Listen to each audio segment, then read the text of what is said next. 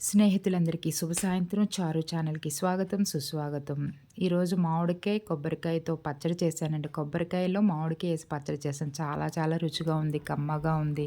ఒకసారి ట్రై చేయండి. చింతపండు వేయకుండా ఓన్లీ మామిడికాయ ఏసి.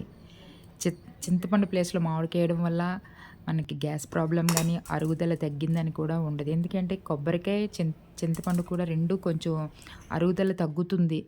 కాబట్టి ఒకటి మైనస్ చేసాం కాబట్టి అరుగుదల కూడా ఇబ్బందుండదు. ఓకే అండి. అందులో ఇంగువ కూడా ఏసాం.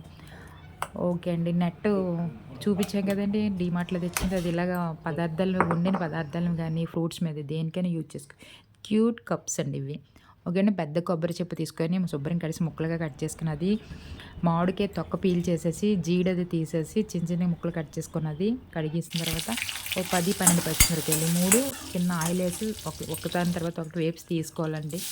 అప్పుడు ఆ బాండీలోనే కొంచెం ఆయిలేసి ఆవాలు, జీలకర్ర, శనగపప్పు, మినపప్పు, కరివేపాకు, ఇంగువ అన్నీ వేసేసి పక్కన ఉంచుకుంటాను. పోపు పెట్టేసి స్టవ్ ఆఫ్ చేసి ఆ బాండీ బర్నర్ మీద ఉంచుకుంటూ పక్క బర్నర్ మీద పెట్టుకోవాలి. వేడికి ఇంకా వేగిపోతాయండి.